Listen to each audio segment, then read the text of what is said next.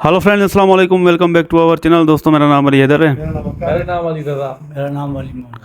तो दोस्तों, आज हम देखेंगे वाई तालिबान लव इंडिया। भाई, तालिबान क्यों करते हैं प्यार इंडिया से, अफ़गानी। तो प्ले करें। हैं आई लव हिंदुस्तान और हिंदुस्तान और अफगानिस्तान इस भाई भाई। यहाँ पे हमारे साथ तालिब भाई हैं। आप इंडिया के बारे में क्या सोचते हैं? I love you Hindustan. आपने YouTube पे ये वियर्ड सी चीज ऑब्जर्व की ही होगी। कई ऐसे इंडियन ट्रैवल व्लॉगर्स हैं जिन्होंने अफगानिस्तान जाके अपना एक्सपीरियंस शेयर किया है और हर एक वीडियो में आपको एक चीज भर भर के दिखेगी, अफगानी लोगों का इंडियंस के लिए प्यार। हम इंडिया का बहुत बड़े फैन हैं। अफगानिस्तान और हिंदुस्तान का दुनिया में मिसाल दिया जाता है कि दोस्त है। दोस्त का मतलब होता है भाईजान, भाई भाई। क्या बात है।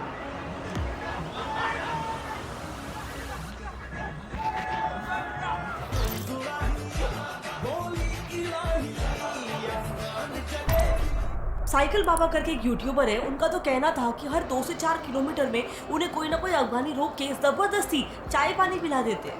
मैं 2-4 किलोमीटर पे रुकता हूँ, कोई ना कोई चाय पिलाने के लिए धक्के से रुकता, रुक के चाय पी के फिर नवाजी में तो आप मेहमान नवाजी में बहुत एक किराने वाले ने तो उन्हें सारा सामान फ्री में ही दे दिया।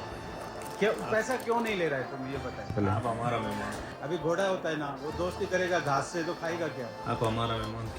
सेम एक्सपीरियंस इंडिगो ट्रैकर का भी था। शुक्रिया ना, दिल से मोहब्बत। शुक्रिया। जिस दुकान पे हम गए थे, वो दुकान पे जो उबैद भाई थे ना, वो हमें बोले कि आपको रुकना पड़ेगा और ये जो कबाब है खाना पड़ेगा और साथ में जूस, पानी, लंच सारा कुछ हमने अरेंज करके रखा। लेकिन फिर यही अफगानिस्तान पाकिस्तान से कट्टर नफरत करता है। वहाँ के लोग तो इंडियन से कहते हैं कि पाकिस्तान हमारा दुश्मन है, आप एक साइड से हमला करो, दूसरी साइड से हम हमला करेंगे, पाकिस्तान तबाह हो जाएगा। इंसान हमारा दुश्मन है। उस तरफ तुम मारो, इस तरफ मैं मारता है। I mean, ये सुनने में वियर्ड नहीं है। अफगानिस्तान एक इस्लामिक मुल्क है जहाँ शरिया कानून लागू है। आज वहाँ पर तालिबान एक टेररिस्ट ऑर्गेनाइजेशन का राज है, जिसके बाद से कई देशों का मानना है कि अफगानिस्तान की हालत तो और बदतर हो गई है।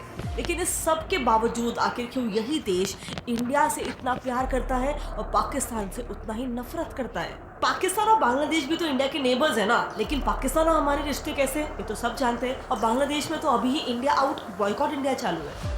सो वेल, इस मिस्ट्री को सॉल्व करने के लिए हमें समय में काफी पीछे 3300 BCE में जाना होगा, जब पूरे विश्व की सबसे ओल्डेस्ट सिविलाइजेशन का जन्म हुआ, द इंडस वैली सिविलाइजेशन। इस सिविलाइजेशन का अगर आप मैप देखोगे तो इसमें इंडिया और पाकिस्तान के पार्ट्स तो थे ही, लेकिन मॉडर्न डे अफगानिस्तान के भी शौतुगई और मुंदिगार ये सारे इलाके आईबीसी का ही एक हिस्सा थे। फिर इसके करीब 2000 साल बाद भी हमारी वैदिक कहानियों में भी अफगानिस्तान के इलाकों का जिक्र हुआ है। गांधारी, जो कि कौरवों की माँ और धृतराष्ट्र की पत्नी थी, वो गांधारा के राजा सुबाला की बेटी थी। गंधारा शब्द का वर्णन तो ऋग्वेदा, उत्तर रामायण और महाभारता में भी किया गया है, जिसे लैंड ऑफ फ्रेग्रेंस माना जाता था।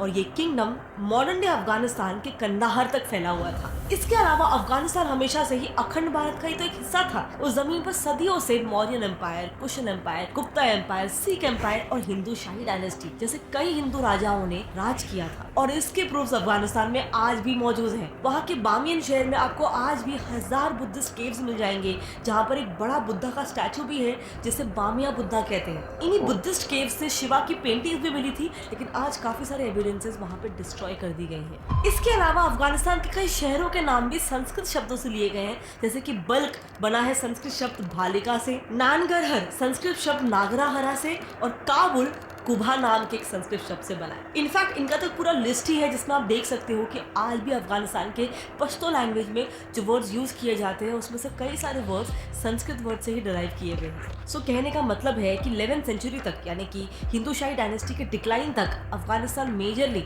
एक हिंदू सिविलाइजेशन ही था। बस इसीलिए, क्योंकि हमारी शुरुआत एक थी, हमारा इतिहास एक था, अफगानी और इंडियन राजाओं में और उनकी जनता के बीच कॉमन ट्रेडिशंस, रिलीजन और कल्चर की वजह से काफी प्यार था।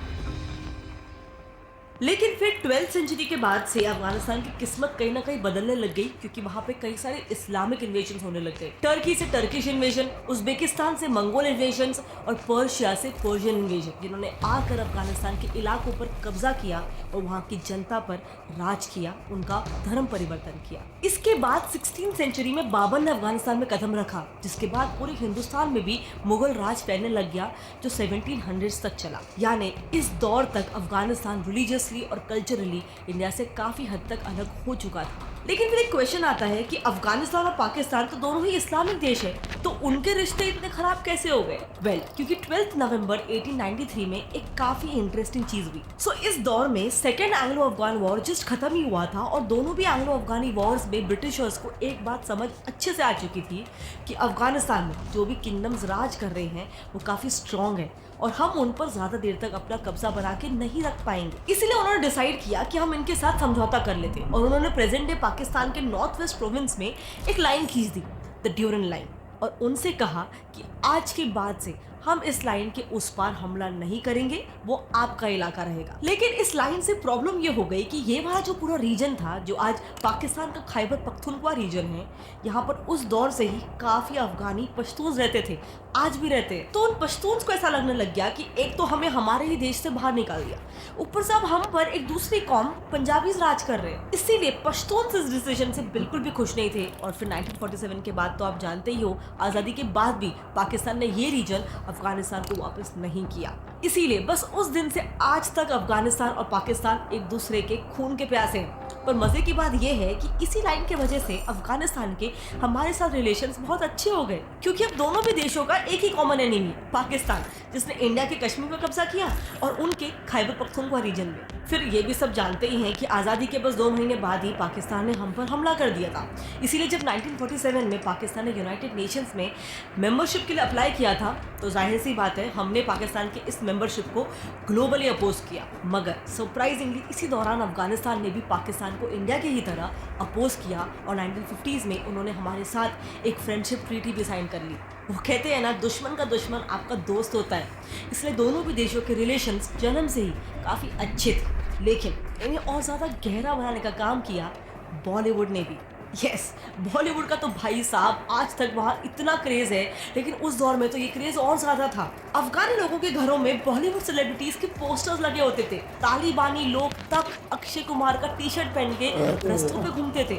शाहरुख खान के बड़े बड़े होर्डिंग्स लगते थे। गलियों में बॉलीवुड एक्ट्रेसेस के पोस्ट कार्ड्स बिकते थे। अरे वहाँ तो कुछ लोगों ने अपने घोड़ों का हेयर स्टाइल तक सलमान खान के तेरे नाम जैसा कर दिया था। इनफैक्ट अमिताभ बच्चन जब 1992 में काबुल गए थे, तब आप बिलीव नहीं करोगे, सिर्फ उनकी एक फिल्म खुदा गवाह की शूटिंग के लिए अफगानिस्तान गवर्नमेंट ने वहाँ के तालिबान के साथ चल रहे वॉर को, जंग को एक दिन के लिए रोक दिया था।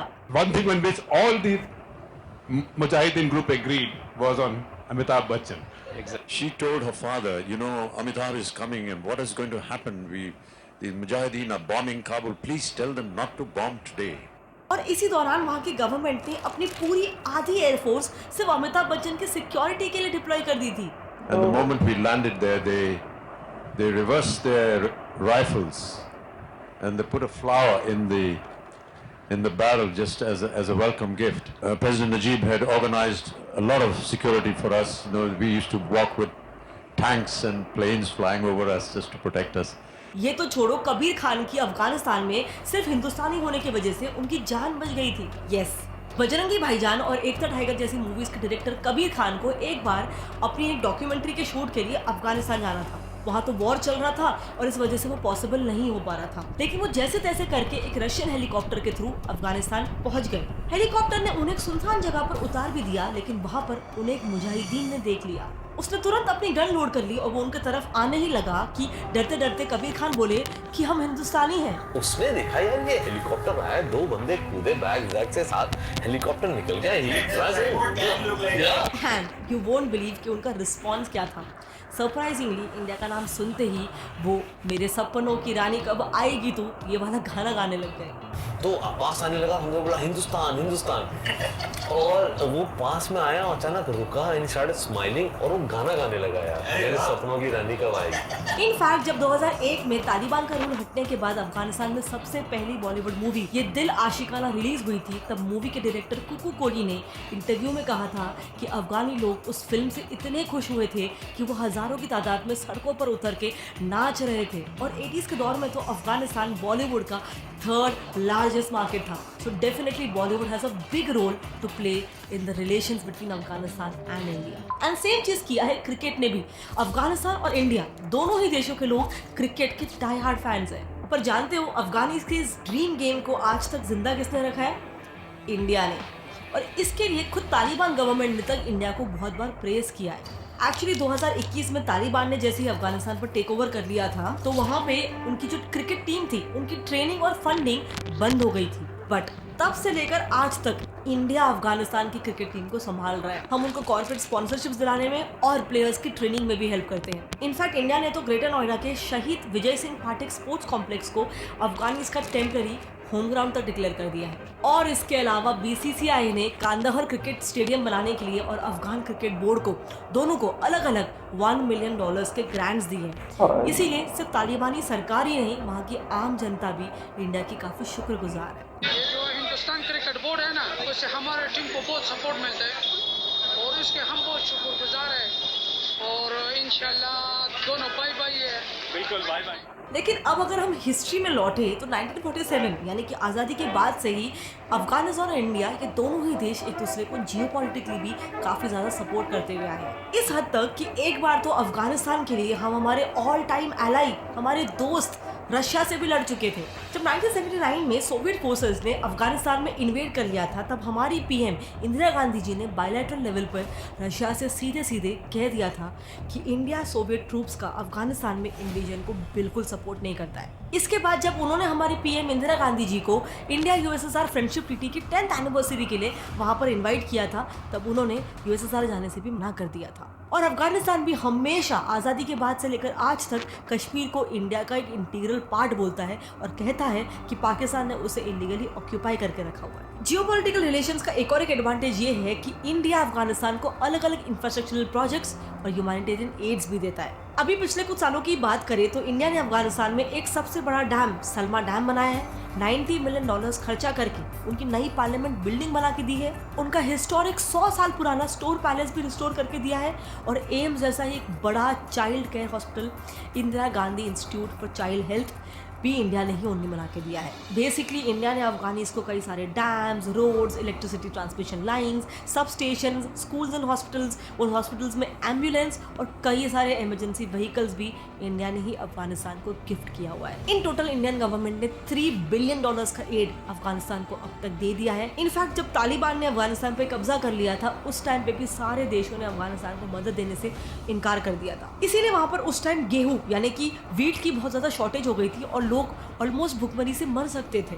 लेकिन उस समय भी इंडिया ने ट्रक भर भर के 50,000 मीट्रिक टन के गेहूं अफगानिस्तान को भेजे थे। इसीलिए इंडिया की इसी जनरॉसिटी की वजह से अफगानिस्तान में जब एक सर्वे कंडक्ट किया गया था तो उसके अनुसार करीब 70% वहाँ की जनता, अफगानी जनता, इंडिया को उनके देश का बेस्ट फ्रेंड मानती है। इनफैक्ट जनता क्या, तालिबान सरकार भी यही कहती है। जब तालिबान अफगानिस्तान में पावर में आए उस वक्त सबका यही मानना था कि कश्मीर के लिए ये एक बहुत बड़ा खतरा हो सकता है। अब पाकिस्तान और तालिबान मिलकर कश्मीर में मिलिटेंसी और ज़्यादा बढ़ा देंगे, लेकिन अब मानोगे नहीं, इसका बिल्कुल उल्टा हो गया। तालिबान ने सीधे सीधे कह दिया कि कश्मीर इंडिया का इंटीग्रल मैटर है और वो इसमें बिल्कुल नहीं पड़ने वाले हैं। सो कहीं ना कहीं बाकी अफगानी सरकारों की तरह तालिबान ने भी सेम स्टेटमेंट पास किया और उन्होंने ये भी स्टेटमेंट दिया कि वो जल्द ही फिर से इंडिया में अफगान एम्बेसी शुरू कर देंगे। उन्होंने प्रीवियस अफगानी गवर्नमेंट की पॉलिसी को कंटिन्यू करते हुए छाबहर पोर्ट को भी इंडिया के हवाले कर दिया है। Exactly same diplomatic relations India की साइड से भी हैं। इंडिया की फॉरेन मिनिस्ट्री ने भी कहा है कि इंडिया तालिबान के साथ अलग अलग गवर्नमेंटल फॉर्मेट्स में एंगेज कर रहा है। अभी रिसेंटली भी इंडिया ने अफगानिस्तान में हुई रीजनल कोऑपरेशन इनिशिएटिव मीटिंग को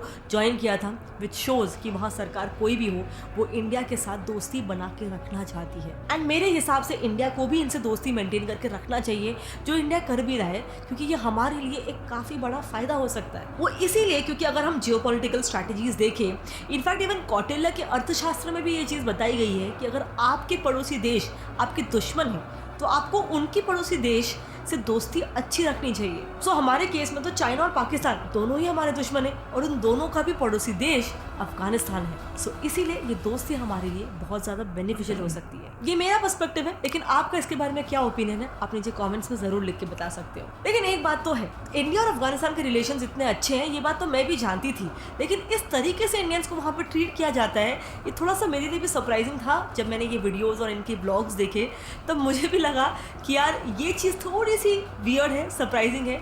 बट क्या आप इसके बारे में जानते थे या नहीं जानते थे, नीचे कमेंट्स में ज़रूर बताना। ऑल्सो अगर आपको इस टाइप की वीडियोस पसंद आते हैं तो मैंने रिसेंटली एक वीडियो बनाया है टेलीग्राम पे और उसका इम्पैक्ट ऑन इंडियन सोसाइटी पे कि किस तरीके से वहाँ पे काफ़ी सारे टेरर एक्टिविटीज़ हाँ जी यार, हमें तो लगता था हमारी दोस्ती ज़्यादा है, बट नहीं भाई, इंडिया की ज़्यादा दोस्ती है। और उनका ताल्लुक जो है शुरू से भाई सदियों से, अफ़गानिस्तान बोल रही थी अखंड भारत का हिस्सा था।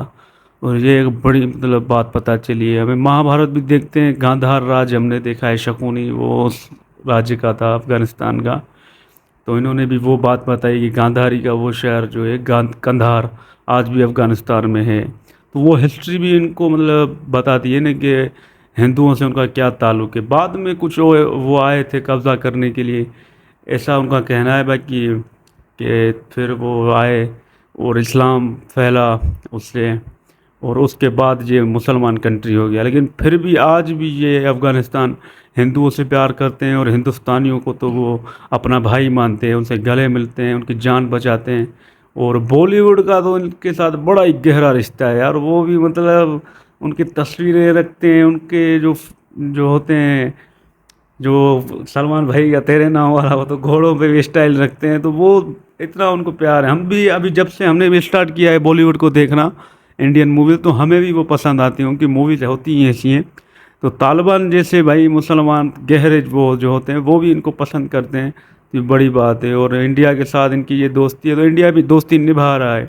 वो भी उनको हर मुश्किल घड़ी में भी उनकी हेल्प भी करता है। ऐसा नहीं कि हमारे वालों की तरह जो उनके रेफ्यूजीज़ हमारे यहाँ होते थे और उनके फ़ंड आते तो हमारे खा जाते थे, हमारे वाले उनको देते ही नहीं थे।